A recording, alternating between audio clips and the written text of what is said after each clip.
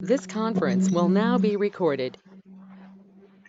अद्य मंगलवासरः अथवा बहुमवासरः अधिक अश्विन शुद्ध त्रयोदशी दिनांक 29 सप्टेंबर 2020 चरक सूत्र अध्याय 26 वृद्धारुचा शंखं चक्रं जलौकां दधतमृतघटं चारुदौर्भिश्चतुर्भिः सूक्ष्मस्वच्छातिविद्यां शुकपरिविलसन् मौलिमम्भोजनेत्रं कालाम्भोदोज्ज्वलाङ्गं कटितटविलसच्चारुपीताम्बराढ्यं वन्दे धन्वन्तरिं निखिलगतवनप्रौढदावाग्निलीलम् प्रौढदावाग्निलीलम् ब्रह्मणो हि समारब्धाम् आत्रेयाद्येषु पूजिताम् अस्मदाचार्यपर्यन्तां वन्दे गुरुपरम्पराम् वन्दे वाक्यं महागुरुम्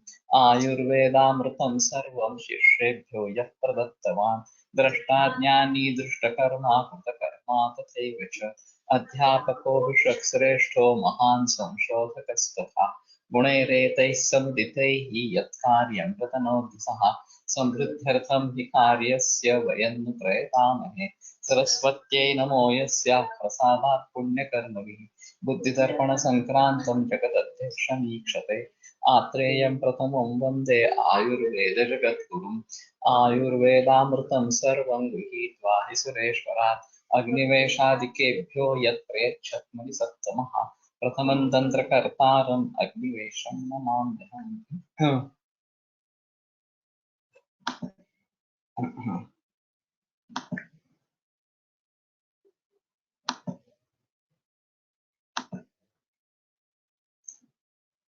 तमुवाच भगवान् आत्रेयः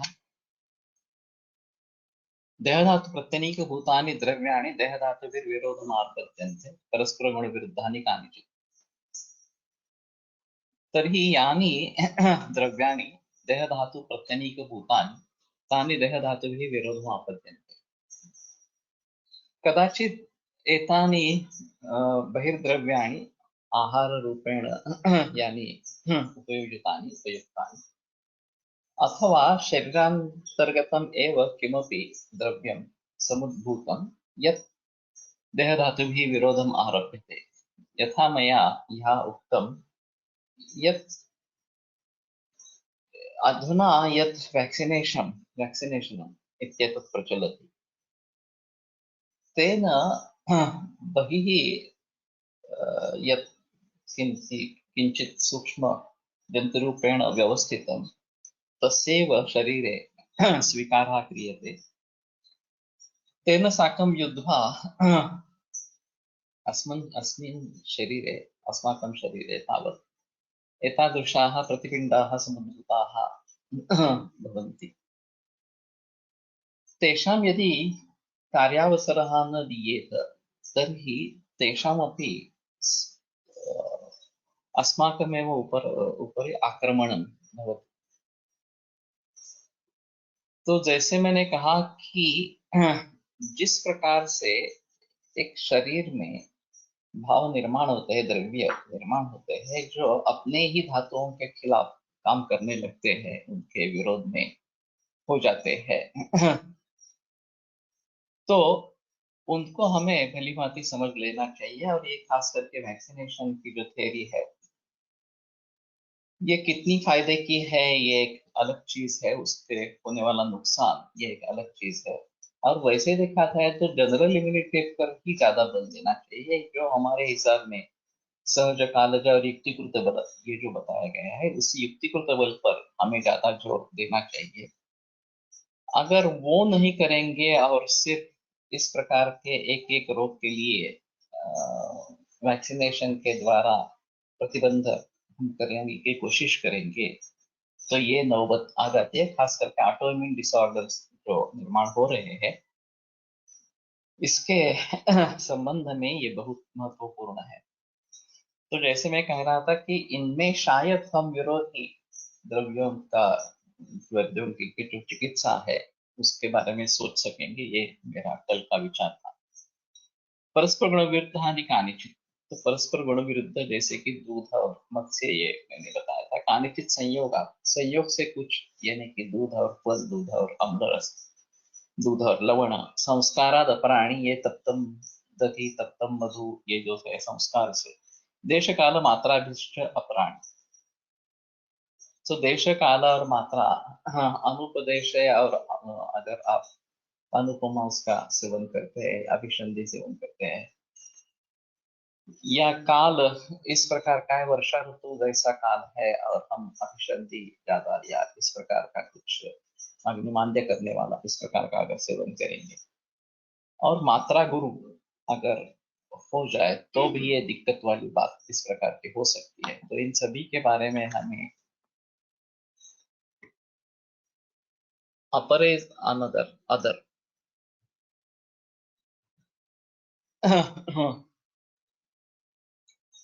so some other, that is the translation। तथा स्वभाव अपराण, और उसी प्रकार स्वभाव से कुछ अन्य द्रव्य इस प्रकार से काम करते रहते हैं, तो स्वभावतः ही वो विरुद्ध इस प्रकार के रहेंगे, और फिर उनको टालना ही उचित इस प्रकार का रहेगा।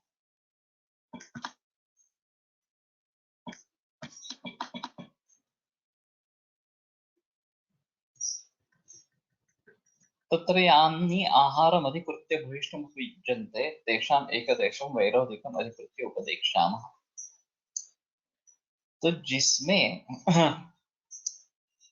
ज्यादा प्रयोग जिनका होता है आहार में, आहारम अधिकृत्य भूयिष्ठमुपयुज्यन्ते, ज्यादा मात्रा में जिनका प्रयोग होता रहता है, तेषाम् एकदेशं वैरोधिकम् अधिकृत्य, तो उनका एक देश वैरोधिक जो है उसके बारे में उपदेश करते हैं।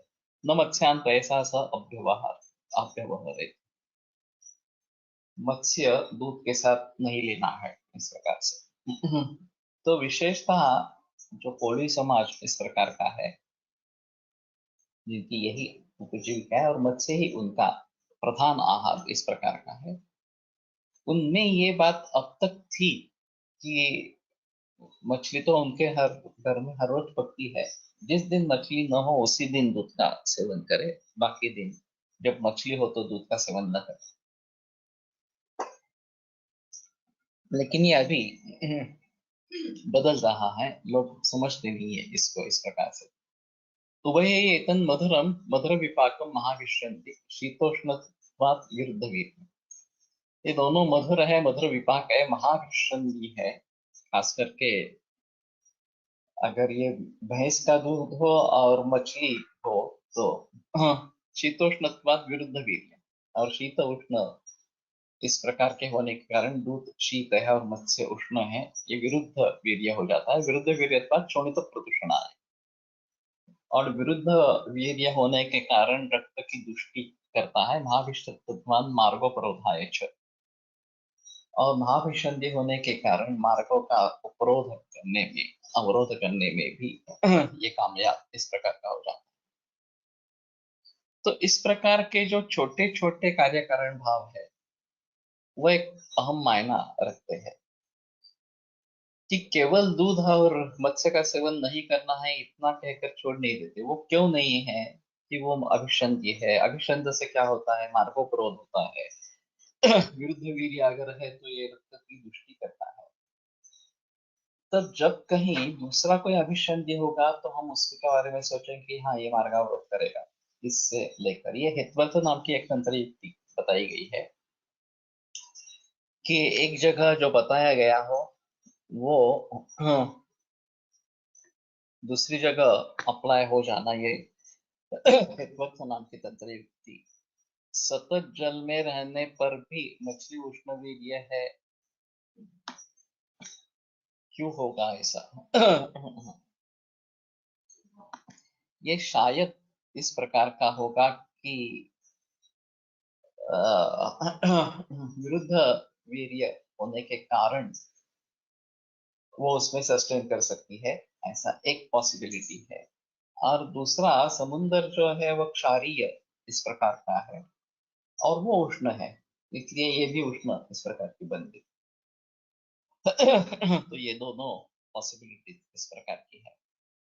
और उसमें भी थोड़ा ऐसा रहता है कि ऊपर ऊपर रहने वाली मछलियां, थोड़ी मध्यम स्तर पर रहने वाली मछलियां, एकदम नीचे सागर के तल में रहने वाली मछलियां, अन्य जीव, इनके इनमें अलग अलग स्पेसीज वैरायटी इस प्रकार की है।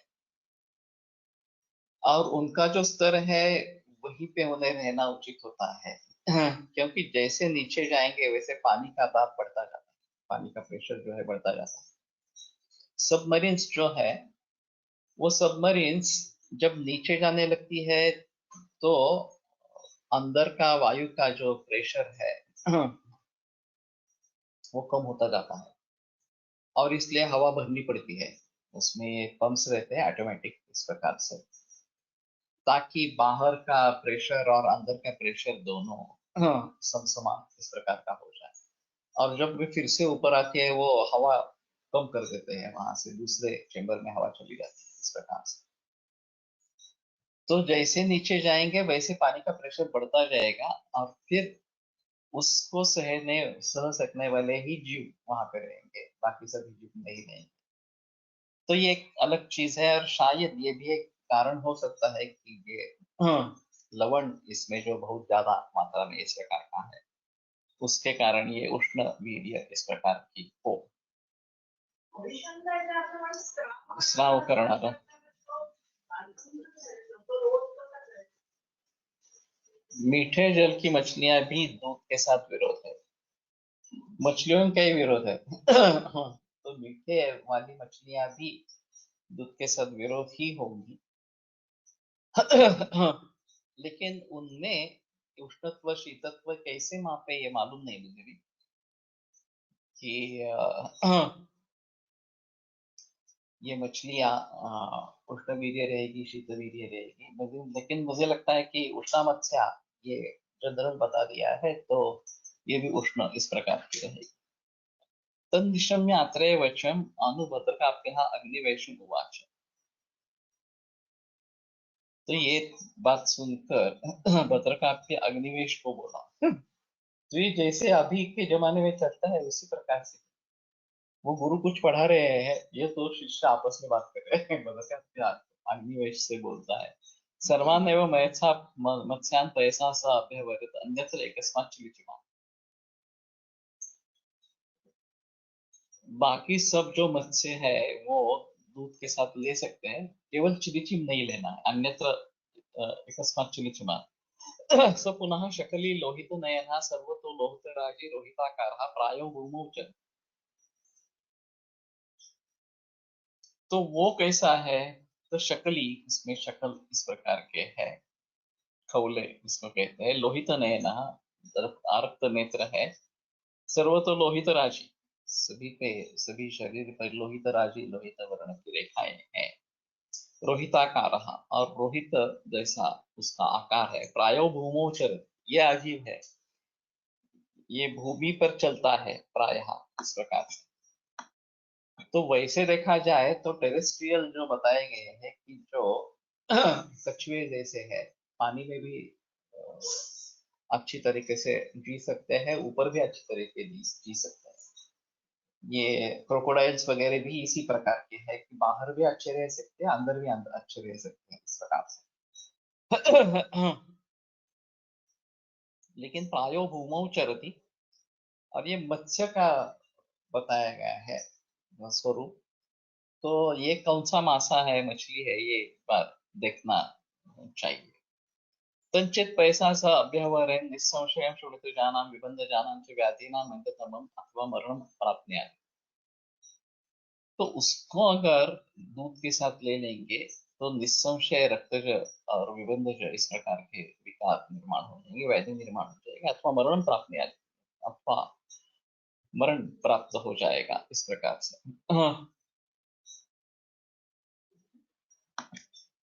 गोड्यापणातील फिश खाऱ्यापणातील फिशचा विरोधी धरता येईल का? ज्या समाजाला फिश खाण्याची सवय आहे तो त्यांच्या आजाराचे हेतू आहे, त्यांना उलट पाण्यातील फिश खायला सांगणे योग्य होईल का? क्षार अमृत सिद्धांत। मालूम नहीं है इसके बारे में। तो जे जो केवल इस प्रकार के अन्य पानी में रहने वाले मत्स्यों को सेवन करते हैं, मत्स्यों का सेवन करते हैं, उनके बारे में थोड़ा सोचना अलग से पड़ेगा। लेकिन अगर मत्स्य ये एक सामान्य कैटेगरी की गई है, तो मेरे ख्याल में उष्णामत्या यही एप्लीकेबल इस प्रकार का होगा।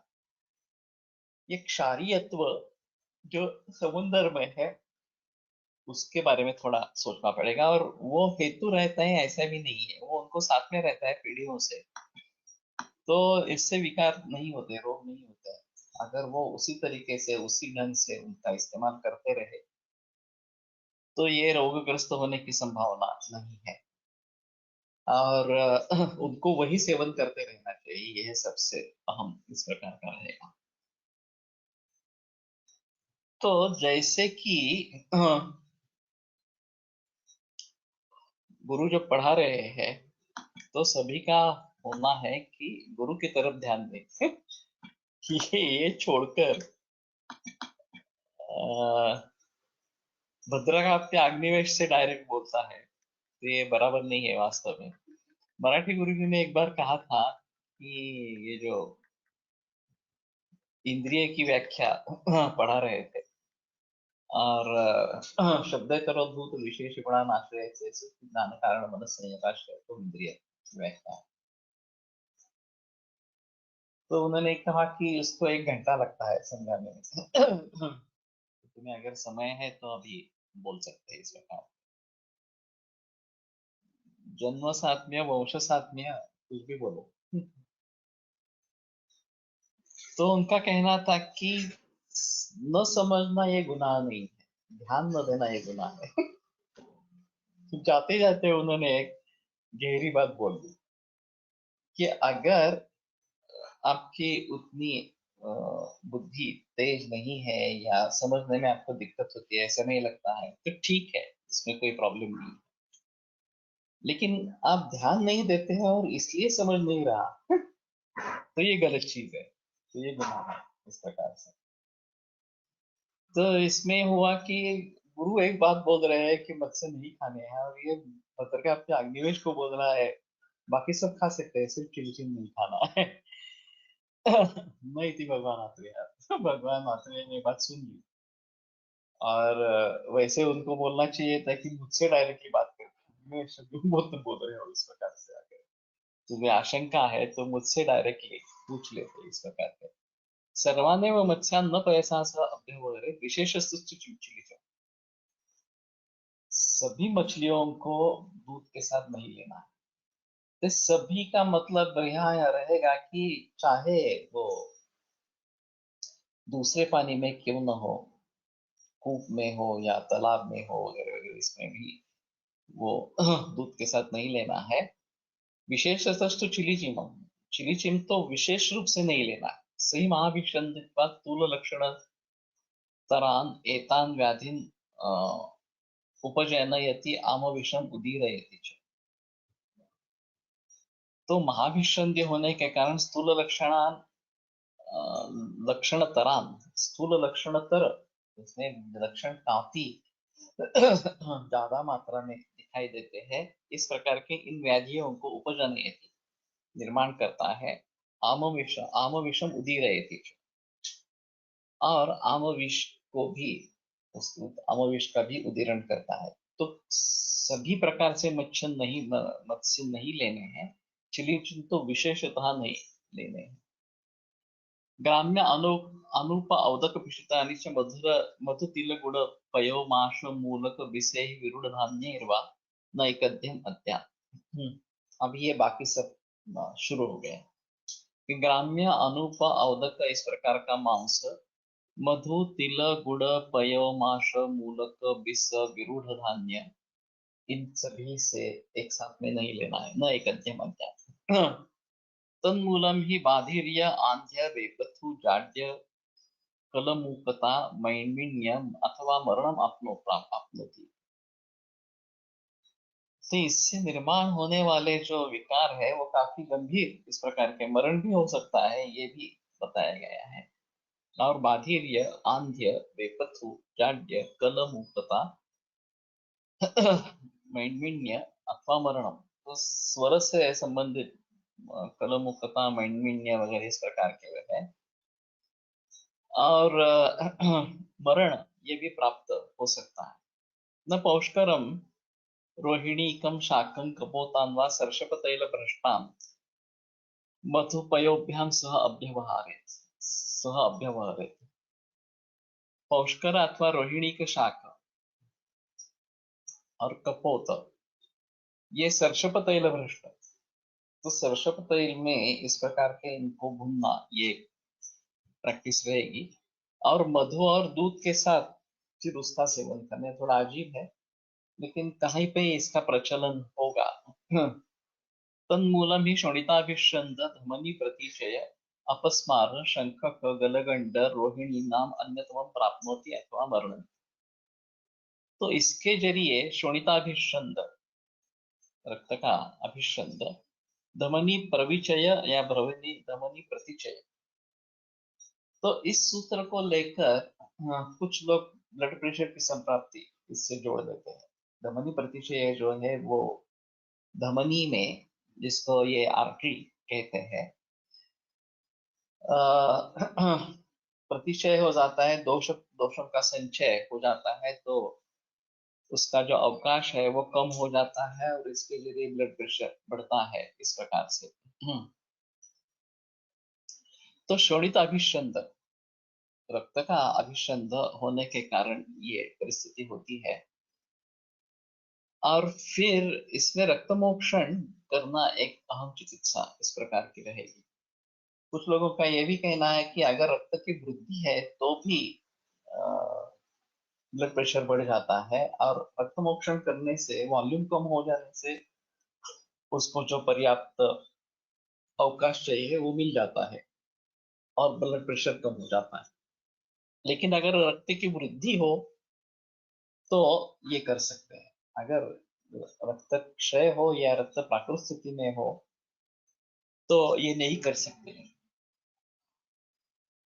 मैं एक बार वैद्य शिंदे के साथ, माधव सतीश शिंदे के साथ पांचगणी गया था। उनका एक दंत यज्ञ था वहां पे, और पांचगणी में चित्तले नाम के एक वैद्य थे पुराने, अभी उनका लड़का है। वो उनके काफी पहचान वाले थे।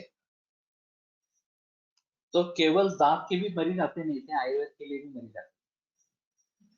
तो एक करीबन 70 बरस का एक वृद्ध वहां पे आया था और वो कह रहा था कि मेरे पूरे शरीर में जंजन इस प्रकार की होती है और मुझे ऐसा लगता है कि मेरा खून खराब हो गया है, एक बार खून निकाल देंगे तो अच्छा लगेगा। शिंदे ने कहा ठीक है, कर देंगे। उनकी उम्र थोड़ी ज्यादा थी, तो फिर भी बोले कि ठीक है, रक्तमोक्षण कर देंगे। और रक्तमोक्षण कर दिया और तुरंत उनको राहत मिल गई। ये बहुत अच्छा उपाय है और मुझे बहुत अच्छा लगा इस प्रकार से। और वो 3 महीने में एक बार जाते थे वहां पार्किंग में, और उन्होंने आगे बताया कि ये आदमी बार बार आता रहा था, 3 महीने में एक के बाद आता था। और वो कहता था कि इसी से मुझे बहुत राहत मिलती है इस प्रकार का रक्तमोक्षण करने से। तो उत्पत्ति तचसा अवस्था, हाँ, एक उस प्रकार की अवस्था निर्माण हो सकती है कि यहाँ जस्मिन कार्यम अकार्यम से, कि कार्य जो है अकार्य हो जाएगा और जो अकार्य है वो भी करना पड़ेगा इस प्रकार का। तो इस अवस्था में इस प्रकार के रक्त मोक्षण से फायदा हो सकता है। तो ये एक अहम चीज हो सकती है कि अगर ब्लड प्रेशर है और हमारे हिसाब में दोषों का संचय रक्त में है, तो रक्त मोक्षण करेंगे तो उसका फायदा जरूर इस प्रकार का रहेगा। और अपस्मार शंखक गलगंड रोहिणी नाम, ये काफी सभी जो विकार है वो गंभीर है। इसमें शंखक व्याधि जो है वो मृत्यु भी दे सकता है। रोहिणी भी इस प्रकार का मृत्यु देने वाला इस प्रकार का विकार है। और रक्त दृष्टि से सभी जुड़े हुए इस प्रकार के हैं। तो इसमें ये बात ध्यान में रखना बहुत जरूरी इस प्रकार का रहेगा। ग्रंथोक्त रक्त मोक्षण और अभी का ब्लड डोनेशन में क्या साम्य अंतर होगा? गोलटकर जी का ये कहना था कि जो शिराव्यध है वो प्रॉपर है, क्योंकि दोष संचय सिराओं के भित्तियों में रहता है। और जब हम नीडल डालते हैं वो जो की धारा है, उस रक्त की धारा है, उसमें से रक्त निकालता है। लेकिन हम जब सिराव्यध करते हैं तो धारा जो है वो जो भित्ति से संपर्क जो जिसका ज्यादा है, उस प्रकार की धारा बाहर निकल आती है और वो दोष निकल जाने के बाद अपने आप बंद हो जाती है। तो बेटर ऑप्शन है कि ग्रंथोक्त सिराव्यध करें, लेकिन इसमें एक्सपर्टाइज होना जरूरी है। अगर वो ठीक नहीं हुआ तो नौबत आ जाती है इस प्रकार। ग्राम्य पिशितादीनी दीनाम अध्वादीनाम अन्यतरेण अपि वृद्धाम असे टीकेत आहे, म्हणजे हे एकमेकांसोबत विरुद्ध असे आले आहे का? एक्चुअली ग्रामायण पिक्षिता आणि बधुतुल वगैरह इनके साथ लेना है, ये दोनों साथ में अगर है तभी विरुद्ध इस प्रकार करेंगे। सिर्फ ग्राम्य अनुपावत अगर पिक्षित खाएंगे तो नहीं होगा, और सिर्फ मधुतुल गुड़ खाएंगे तो भी नहीं होगा। इनके साथ में ये करेंगे तो ठीक है। नाचणी हे क्षुद्र धान्य आहे, मग बालकाला नाचणी सत्व देण्याची प्रथा कशी आली? यहाँ कोई संबंध नहीं है। ये शायद उसमें आयरन है और उसमें कैल्शियम है, इसलिए वो देना है, ऐसा शुरू हो गया होगा। वो उसका मूल जो है वो एलोपैथी में रहेगा, उसके जो एनालिसिस में रहेगा।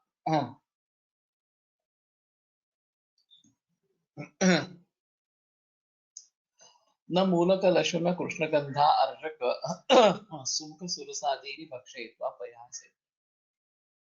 सो मूलक वगैरह इस प्रकार का सेवन करके, मूलक लशुन बाकी ज्यादा नहीं है, इसमें पुदीना एक रहेगा। अर्जक का मतलब पुदीना कुछ लोग करते हैं इस प्रकार का, अजवला ऐसा मराठी में करते हैं उसका भाषांतर। पया से भी उनका सेवन करके दूध नहीं लेना है, खास करके मूली के पराठे और उसके साथ में दूध, ये शायद पंजाब में प्रचलन होगा, मालूम नहीं है, क्योंकि दूध पीने की प्रथा है और मूली के पराठे भी कॉमन है।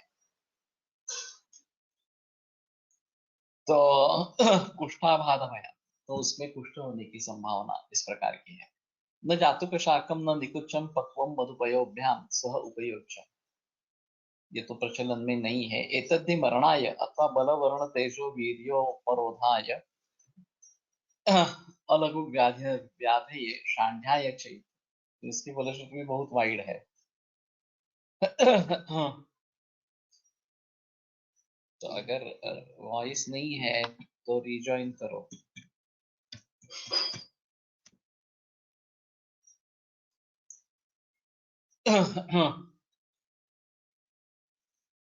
तो मरण आता है बल वर्ण तेजो वीर्य उपरोधाय, इन सभी का उपरोध हो जाता है। अलघु व्याधे, बहुत बड़ा व्याधि निर्माण हो जाता है, रोग निर्माण हो जाता है। और शांढ्याय चैत्य, और शांढ्य भी निर्माण होता है। सध्या भगर खातात ते पण क्षुद्रधान्य आहे ना, परदेशात त्याचा सध्या खूप उपयोग करतात वेट लॉस साठी वापर। मिलेट्स का भी काफी प्रचलन है, और ये मेरे ख्याल में जिसमें रफेज नहीं होता, परदेश में जो मुख्य समस्या है वो मुख्य नॉन वेजिटेरियन डाइट है, उसमें रफेज नहीं होता, और इसलिए उनका जो कॉन्स्टिपेशन होता है इसके लिए सैलड्स खाना जरूरी हो जाता है। अगर इस प्रकार से मिलेट खाएंगे तो भी मलक की निर्मित अपेक्षित मात्रा में होगी और ये कॉन्स्टिपेशन दूर होगा, इसलिए शायद ये करते हैं। लशुन सिद्ध क्षीर औषध म्हणून अनेकदा येते, वो अलग चीज है। काश्यप संहिता में काफी मात्रा में लहसुन का प्रयोग किया गया है, और इसके लिए जब ग्रंथकार ही इस प्रकार से अगर बताएंगे तो वो चलेगा। और ये लशुन सिद्ध नहीं है, लशुन खा के फिर दूध पीना है, इस प्रकार का है, थोड़ा सा इसमें अंतर रहेगा। तो कर्नाटक में भी मिलेट्स की प्रथा है, अभी सभी जगह ये बढ़ रहा है। और शायद यही कारण है कि एक ग्लूटेन एलर्जी एक नया हुआ है उत्पन्न, कि जो गेहूं है आज का उसमें ग्लूटेन है और उसके जरिए बहुत सारे लोगों को तकलीफ हो जाती है। तो फिर उसका पर्याय क्या ढूंढने, उसके बदले क्या लेंगे, तो इसमें मिलेट्स इस प्रकार के बात कर रहे हैं। तो त्रिपाठी डाइट मध्ये मधुएसह मिलेट्स संगत आहे। सो ये अभी फैड जैसा हो गया है, कुछ वर्षों के बाद ये फिर से बदलेगा और फिर से ज्वार वगैरह इसके ऊपर उतर आएंगे। Doctor Khadar Valli is promoting millets as staple diet। तो ठीक है, ये थोड़ा परिवर्तन होता रहेगा, नया नया कुछ चाहिए और उसका कुछ समर्थन इस प्रकार का चाहिए, तो ये लोग करते रहेंगे इस प्रकार का। तदेव निकुचम पक्वम न माशसूप।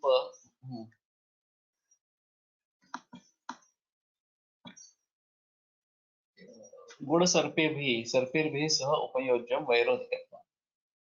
तो वैसे निकुच त्रिदोष कारक है और वो वैसे भी लेना नहीं है, लेकिन वो पक्व करके निकुच पक्व माश सूप गुड़ और सर्पी इसके साथ नहीं उसका इस्तेमाल करना है। वैरोधिकत्व तथा आम्र आम्रातक मातुरुंद निकुच कर्मर्द मोक्ष दंत शठ बदर कोश आम्र कोशाम्र भव्य जांबव कपित्थ तिंतिड़ीक पारावत अक्षोण फणस नालिकेर दाडिम आमलकानि एवं प्रकाराणि च अन्यानि द्रव्याणि सर्वं च अम्लं द्रवम् अद्रवं च पयसा सह विरुद्धम्। ये भी काफी महत्वपूर्ण सूत्र है कि आम्र इसमें बताया गया है। योग रत्नाकर में दुग्ध मित्र क्षीर मित्र इस प्रकार का एक वर्ग बताया गया और हर रस का एक प्रतिनिधि लिया है कि जो आम्र के साथ, जो दूध के साथ जिसका विरोध नहीं है। तो इसमें सहकार या आम्र बताया गया है कि जिसका दूध के साथ विरोध नहीं है, और इस प्रकार से लोग खाने वाले भी है। जब ये आमरस बनाते हैं तो दूध में उसको निचोड़ लेते हैं, तो थोड़ा सा ये घनत्व उसका कम हो जाता है और टेस्ट भी अच्छी आती है, ऐसा कोई आपत्ति नहीं है इसमें। लेकिन इसमें ऐसा रहेगा कि दो ग्रंथों में इस प्रकार के अगर विरोध आ जाएगा, यहाँ खास करके आम्र के बारे में बताया है, लेना नहीं है इस प्रकार। और योग रत्नाकर में उसके बारे में जिक्र किया है कि ये चलता है, सैंधव भी चलता है उनके साथ, जैसा योग रत्नाकर में लिखा है। तो किसको माने? पाणिनीय परंपरा में ऐसा है, यथोत्तर मुनि नाम प्रामाण्य। पाणिनि, कात्यायन और पतंजलि। पाणिनि सबसे पहले अष्टाध्यायी ग्रंथ, कात्यायन की वार्तिक और व्याकरण महाभाष्य पतंजलि का। तो उक्तानुक्त दुरुक्तानां चिंतायत्र परंपरा वार्तिक। उक्ता अनुक्त और दुरुक्त इसकी चिंता जिसमें होती है उसको वार्तिक कहते हैं। और इनका कहना है कि हर 200 बरस के बाद भाषा बदल जाती है। और ऐसा भी नहीं, कुछ किलोमीटर के बाद भी भाषा बदलती है, ऐसा भी है। अभी ज्ञानेश्वरी मराठी में ही है, फिर भी ऐसे ही ज्ञानेश्वरी पढ़ेंगे तो समझेंगे, समझ नहीं पाए, काफी दिक्कत वाली बात इस प्रकार की हो जाती। तो भाषा बदलने वाली है, जो पहले सही लग रहा था अभी वो दुरुस्त हो गया। ये उक्त इस प्रकार का है। अब जिसके बारे में कहा नहीं गया है वो समाविष्ट हो गया। टेबल, रेलवे वगैरह ये सब शब्द मराठी में आ गए। हम ऐसा सोचते भी नहीं है कि ये अंग्रेजी शब्द है इस प्रकार से, लेकिन ये प्रचलन में आ गए इस प्रकार से। हाँ, सो उसमें ये कहना बहुत जरूरी इस प्रकार का रहेगा कि पतंजलि के काल में जो था वो उन्होंने लिख दिया। अब अगर बीच में भाषा बदल गई है तो कात्यायन ने ये सब वार्तिक जोड़ दिए, तो और भी कुछ शब्द नहीं आ गए तो उनके लिए ये करो वगैरह वगैरह इस प्रकार से। और एक ये गोविंदा ते मेरे साथ में था, उसने कहा था कि नया अभी इस प्रकार का मराठी का अगर करना है व्याकरण तो हम कैसे करेंगे। पिक गुणाभ्याम दाणीच पिक और गुड़ इन दोनों शब्दों से दाणीच ये प्रत्यय होगा, पिक दाणी गुड़ दाणी इस प्रकार। और फिर उसके ऊपर वार्तिक लिखेंगे, अब्तर मच्छराभ्याम इति वक्तव्य, अब्तर दाणी मच्छरदाणी इति लोके इस प्रकार।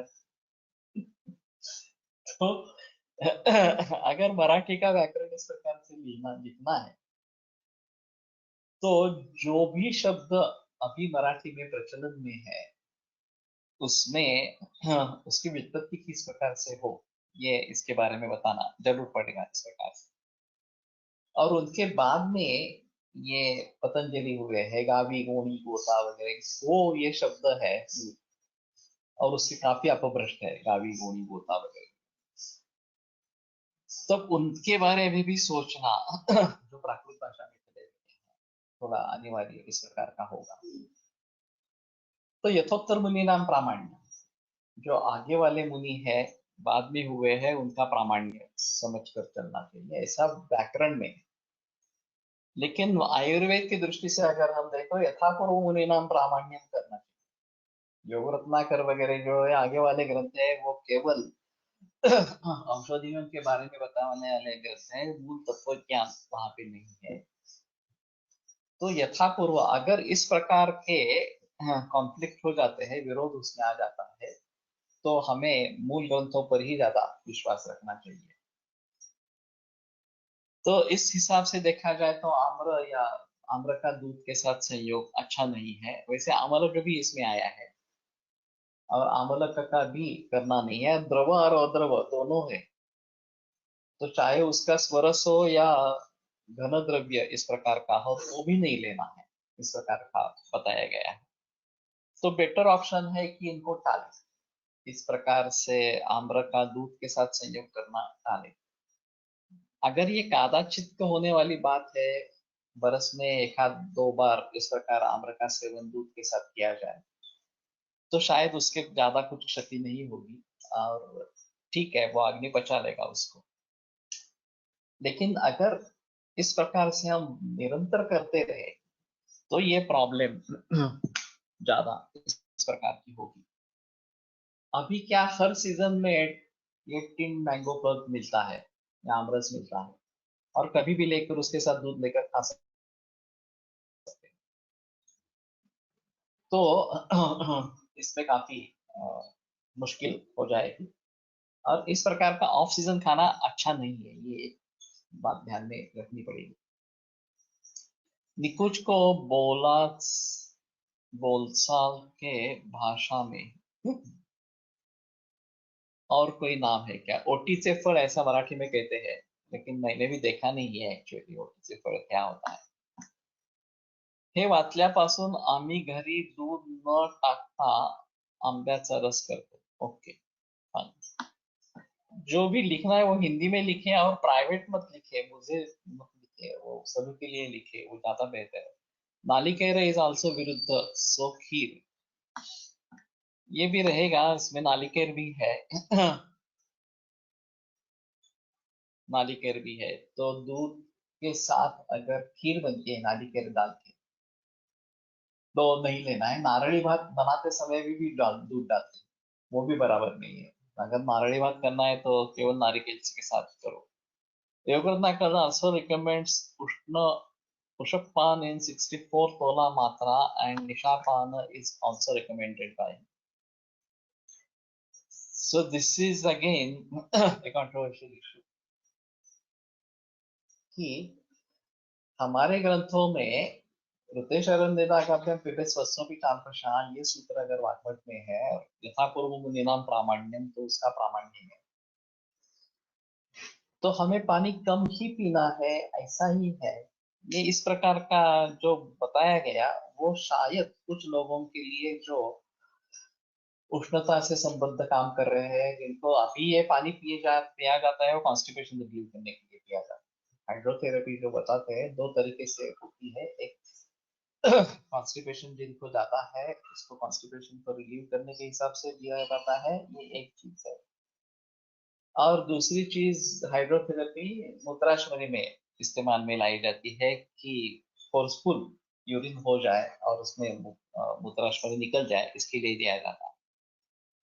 लेकिन तेजस प्रतिपक्षत्वात् मंदाग्निर्वर्जे जलम, वो तेज के प्रतिपक्षी होने के कारण मंदाग्नि जिसका है वो पानी टाले, इस प्रकार का ही बताया गया है। और पानी का भी पचन होना जरूरी है, उसके लिए एक उदक स्रोत अलग बताया गया है। तो ये समझना बिल्कुल गलत है कि पानी बहुत ज्यादा मात्रा में पीना है इस प्रकार से। तो जब भी इस प्रकार के रेफरेंसेस मिलेंगे जो मूल ग्रंथ के विपरीत इस प्रकार के हो, तो हमें मूल ग्रंथों की सहायता लेना ही जरूरी है। हम आगे वाले ग्रंथों में ज्यादा विश्वास मत करें। तो बेहतर है कि इतना उषपान इतना नहीं करना है। अगर करना है तो एक ग्लास करीबन 150-200 ml, इतना ज्यादा से ज्यादा ठीक है। और वो गर्म पानी पिएंगे तो भी ये कॉन्स्टिपेशन रिलीव हो जाएगा, ऐसा है। चक्रपाणीने अम्लपयस संयोगे गुडाति संयोगे सति विरुद्धत्वं न दुग्धांबादीनां, याचा अर्थ केवळ दूध आंब संयोग विरुद्ध, परंतु त्यात गुड किंवा साखर टाकल्यास विरुद्ध होत नाही, असा अर्थ करता येऊ शकतं का? ये एक अलग चीज है। जैसे कि अभी पंचामृत किया जाता है, और पंचामृत शेष नैवेद्य इस प्रकार का दिखाया जाता है, ये धार्मिक में होता है। दही, दूध, घृत, मधु और शर्करा, इससे स्नान दिया जाता है परमेश्वर को या मूर्ति को। और फिर जो उसमें शेष रह गया उसका नैवेद्य उसको दिखाते हैं और वो पी जाते हैं, ले जाते हैं। ये नैवेद्य के स्तर पर होने के कारण बहुत कम मात्रा में होता है, और ये कदाचित तो होने वाली प्रक्रिया है। गणेशोत्सव में, गणेश पूजा के समय ये हो सकता है। लेकिन इसी तरीके से ये पंचामृत लोगों को लेने के लिए कहना, ये भी कुछ वैद्य करते हैं। और मालाभितंबे ने इसका बहुत ही प्रचलन किया है गर्भिणी अवस्था में, कि पंचामृत लेके जाओ, तो पंचामृत लेते हो, इस प्रकार से। तो ये संयोग इस तरीके से देखा जाए, सभी चीजों को अलग अलग करके, तो बढ़िया है, टेस्ट भी बढ़िया है, उसमें कोई संदेह नहीं है। और घृत मधु, ये संयोग त्रिदोष शामक इस प्रकार का है। दही वात शामक इस प्रकार का ज्यादा है। और दूध, दही है, दूध और घी दोनों रसायन इस प्रकार के भी है। तो उन सभी चीजों को ध्यान में रखते हुए, हाँ ठीक है, इसका सेवन करना ठीक रहेगा, ऐसा होगा। सिर्फ दूध और दही का जो संयोग है, ये इसमें विरुद्ध है। तो कुछ लोगों का कहना है कि इसमें बाकी भी मधु, घृत, शर्करा ये होने के वजह से ये विरुद्ध संयोग नहीं बनता, जैसे कि यहाँ पे बताया गया कि गुड़ वगैरह अगर उसमें हम डाल देंगे, तो केवल दो द्रव्य का संयोग, आम्रा और दूध का संयोग नहीं होगा, उसमें बाकी भी द्रव्य ऐड हो जाएंगे। तो ये एक बात हो सकती है जिसके बारे में सोच सकेंगे। अब ग्रंथों में भी इस प्रकार के संयोग दिए गए हैं, ये भी अजीब चीज है। अमलक के साथ दूध का इस प्रकार का संयोग, या दही तैल बनाते समय उसमें डालना और वो गर्म करना, इस प्रकार का जो संस्कार विरुद्ध है, ग्रंथों में ही दिया है इस प्रकार से, तो इनको अपवादभूत मानते हैं। ये नियम हो गया, सामान्य नियम हो गया, जब ग्रंथकार खुद ही बताते हैं कि इस प्रकार से शब्द ये प्रयोग बताते हैं, तो समझ लेना चाहिए कि हमसे वो ज्यादा जानकार है, उन्होंने कुछ संयोग किया है, तो उसमें कोई आपत्ति नहीं होनी चाहिए, और इस प्रकार से हम काम कर लेते हैं। पाणिनि व्याकरण में भी ऐसी कुछ ऐसे कुछ स्थल है कि जिनका पाणिनि ने रूप सिद्ध नहीं किया है, लेकिन उन्होंने खुद उसका प्रयोग किया है अपने सूत्रों में इस प्रकार से। तो वो बोलते हैं कि हाँ ठीक है, अगर पाणिनि ने प्रयोग किया है तो वास्तव है, उसमें कोई शंका लेने की कोई चीज नहीं है। अभी ये होने के बाद संस्कृत भाषा मृदु भाषा जैसी होगी, वो प्रचलन में नहीं रही, तो अभी उसमें परिवर्तन नहीं आए।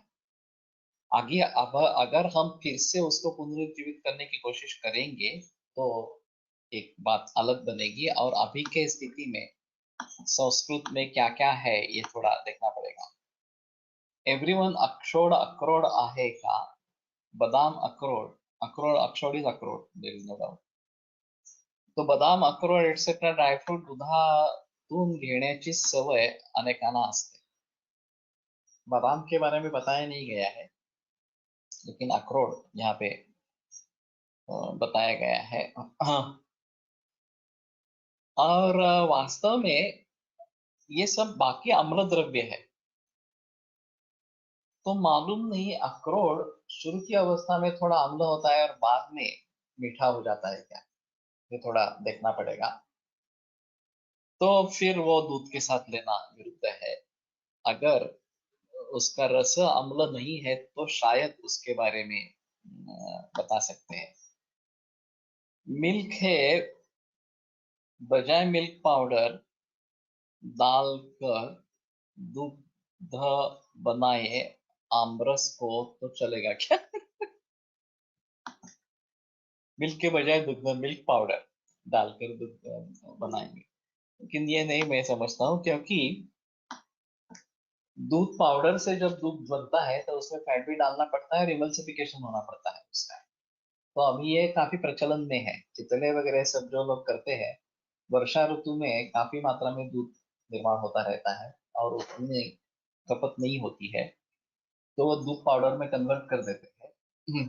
और जब गर्मी के मौसम में दूध की क्वांटिटी कम हो जाती है, तो ये दूध और क्रीम और पानी इकट्ठा करके इमल्सिफाई करके दूध बनाते हैं। ये रेगुलर टेक्निक है।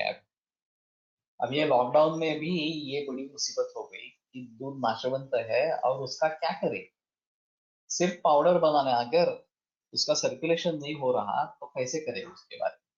तो पाउडर बनाना ये इस प्रकार का था।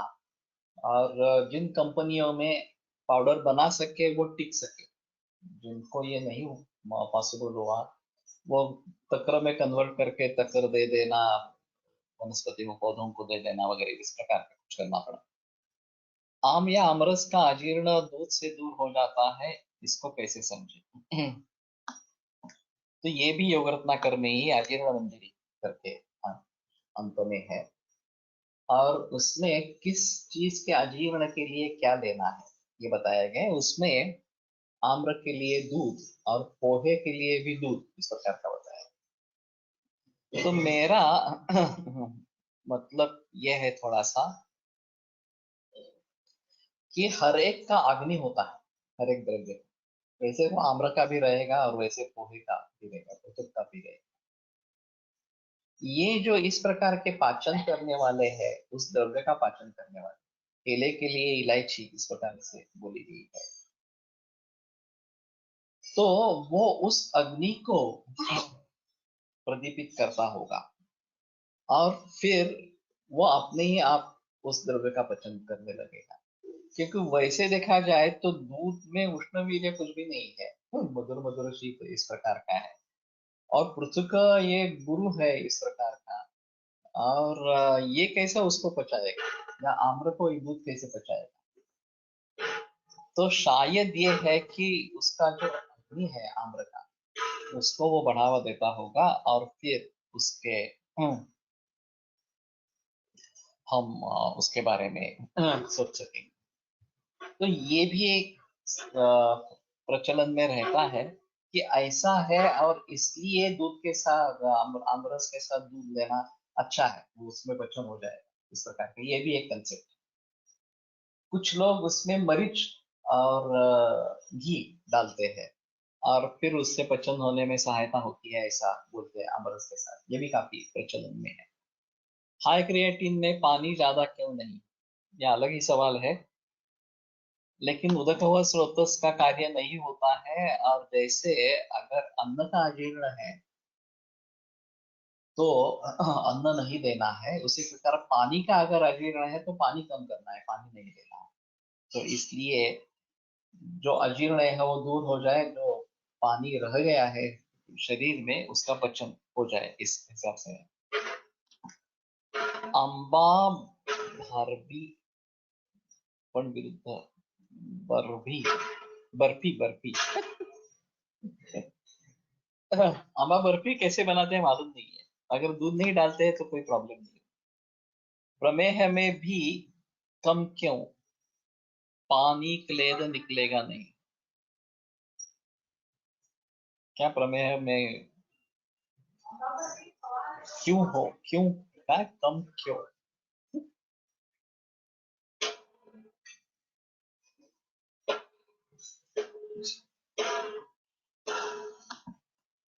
प्रमेय भी कम क्यों, अच्छा अच्छा, प्रमेय में बहुद्रव्य श्लेष्मा दोष विशेष है,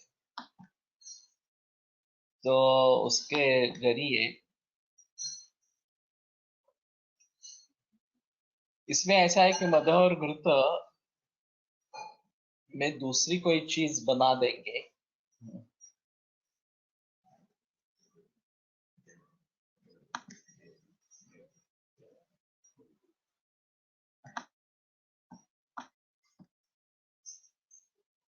तीसरी कोई चीज मिलाएंगे तो सम मात्रा में विरोध नहीं रहता, ऐसा। ये थोड़ा मुश्किल है बताना, थोड़ा देख देख के कुछ करना पड़ेगा और लॉजिक क्या है समझना पड़ेगा। दूध दही पोहे, दूध दही भात असेही खातात, त्यात दूध दही साखर मीठ फोडणी असे असते, वो तो गलत है, वो नहीं खाना है इस प्रकार से। मैंने भी बहुत खाया है दूध दही पोहे, बहुत खाए हैं पहले बचपन में। So panchamrit is not recommended in garbhini, right, नहीं लेना है एक्चुअली। लेकिन एक अजीब बात है, मंदाताई वेलणकर कोलटकर सर की बहन, ये बहुत बालकों को पंचामृत देती थी, सुझाव देती थी और उनके परिणाम भी अच्छे निकलते थे इस प्रकार से। लेकिन ये बालकों में बताती थी, गर्भिणी में नहीं बताती। तो ये एक उसका अलग रहेगा।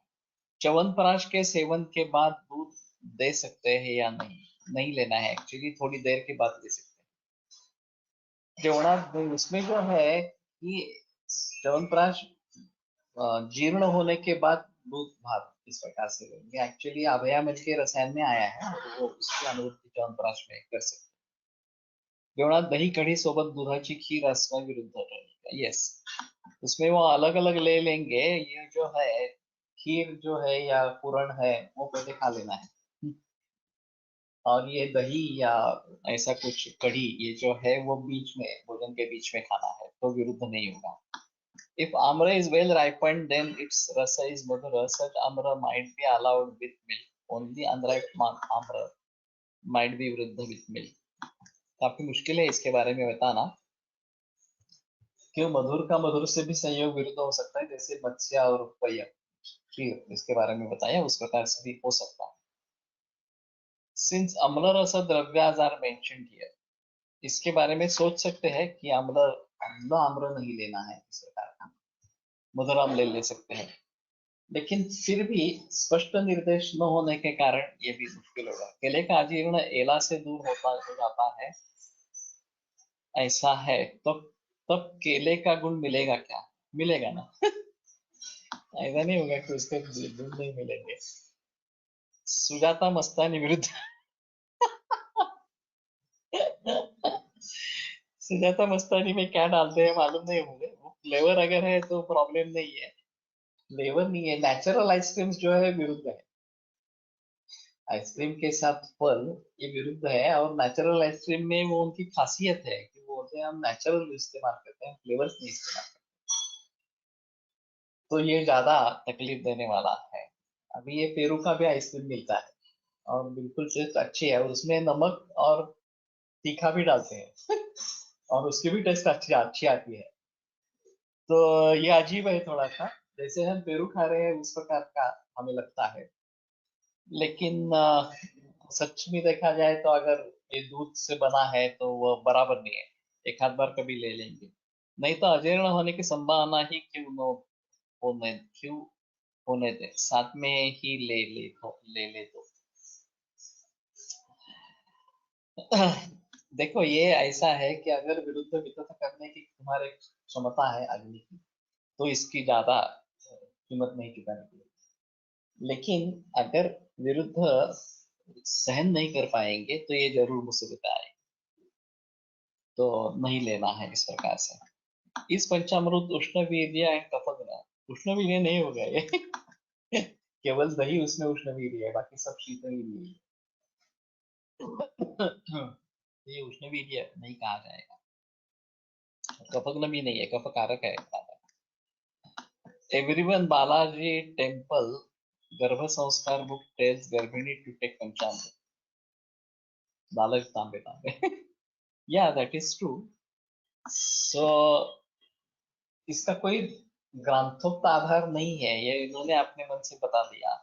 और लोगों को भी ऐसा है ना कि कुछ नई चीज है, चलो करते हैं, अच्छी भी लगती है, स्ट्रेस में अच्छी है तो कर लेंगे इस प्रकार से। और ऑथेंटिसिटी है, बालाजी तांबे है तो ऑथेंटिसिटी है।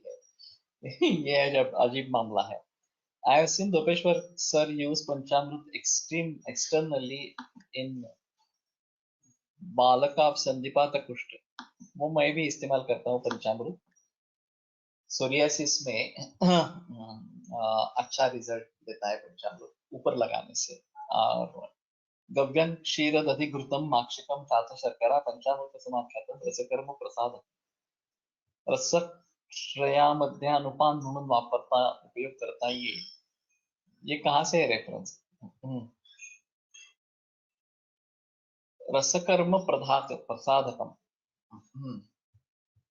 रेफरन्स कहाँ से है ये बताओ? केळाची गुळ घालून पोळी करतात, खूप छान चव लागते, ये तो ठीक है, उसमें कोई प्रॉब्लम नहीं है। In fruit salad mixed with mango pulp is it viruddhahar? नहीं होगा, विरुद्धाहार नहीं होगा। वैसे मैंने केले का, हाँ, ये नारिकेल का दूध डाल के शिकरण बनाया था विदेश ऑस्ट्रेलिया में। उसकी टेस्ट बहुत बढ़िया आता है, उसमें इलायची भी डाली थी और मध डाला था। तो ये बहुत ही फेवरेट डिश वहां पे हो गई। आम्रादि प्रकाराची अन्य द्रव्य व सर्व अम्लद्रव्ये दुधासह विरुद्ध आहेत असा अर्थ आहे। ये तो आगे उसके सर्वम च अम्लम द्रवम अद्रवम च प्रैसास विरुद्धम, इसमें वही है। मयूर तुमने रेफरेंस नहीं दिया। Everyone then how panchamrit works in balak. ये वैसे देखा जाए तो रसायन इस प्रकार का रहेगा। और रसकर्म प्रसादकम, ये सूत्र कहाँ से है? गव्यं क्षीरम दधिघृतम माक्षिकम चात शर्करा पंचामृत समाख्यातम रसकर्म प्रसादकम। थोड़ा मिसप्रिंट है इसमें, गव्यं क्षीरम चाहिए न तो गव्य क्षीरम चाहिए। दधिघृतम माक्षिकम चात शर्करा ये ठीक है, पंचामृत समाख्यातम ये भी ठीक है, रसकर्म प्रसादकम एक शब्द होना है। लेकिन रसकर्म प्रसादक है, यानी कि रस का जो प्रीणन कर्म है वो करने वाला है, ऐसा उसका थोड़ा सा अर्थ होगा। लेकिन इस सूत्र का संदर्भ बताओ कहाँ पे ये है, तो ज्यादा बेहतर होगा। इसका ऑथेंटिसिटी क्या है थोड़ा देखिए।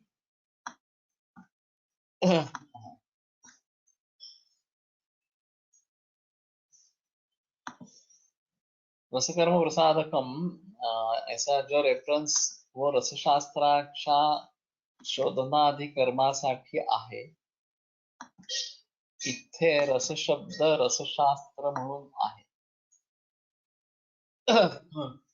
लेकिन फिर भी रेफरेंस क्या है? कहाँ से लिया? रसरत्न समुच्चय या किसी दूसरे टेक्स्ट से ले लिया? वो रेफरेंस बताओ, उसका संदर्भ देखेंगे किस प्रकार में आया है. तो बालकों में शरीर की वृद्धि के लिए पंचामृत अच्छा इस्तेमाल में लाया जा सकता है, ऐसा है. तो जिनकी पुष्टि चाहिए उनको दे सकते हैं, और ये आसानी से खाते हैं क्योंकि टेस्ट अच्छी लगती है, तो उनमें खाने में कोई दिक्कत इस प्रकार की नहीं होती. तो ये बेहतर इस प्रकार का है. तो ठीक है, अभी यहाँ पे रुकते हैं और कल फिर से मिलेंगे. लेकिन ये रेफरेंस मुझे बता देना कहाँ पे है इस प्रकार से. रसकर्म प्रसाद आयुर्वेद प्रकांडो निगदित इह हि शल्यतंत्र प्रधानः शिष्येभ्यः शास्त्रोऽयं निखिलजन कृपा व्याप्त चित्तेन येन आयुर्वेदस्य वाञ्छन् पुनरपि भुवने ताञ्च सुष्ठु प्रतिष्ठां श्रेष्ठं धन्वन्तरिं तं प्रणमति च सदा वैद्यवर्गो हि नूनं वैद्यवर्गो हि. इसमें ऐसा है, पंचामृत पांचों द्रव्य समान भी लेते हैं या दूध की मात्रा ज्यादा रखते हैं और बाकी एक एक चम्मच लेते हैं. 1 कप दूध और बाकी घृतक, मधु, शर्करा, दही, ये सब एक एक चम्मच इस प्रकार का लेते हैं. दोनों प्रचलन में है. एक बार स्मिता से बात करेंगे तो शायद वेलेंडकर भाई किस प्रकार से यूज करते थे इसके बारे में पता चलेगा. वेलेंडकर भाई सांगेंगे तो शायद उसमें कुछ पता चले.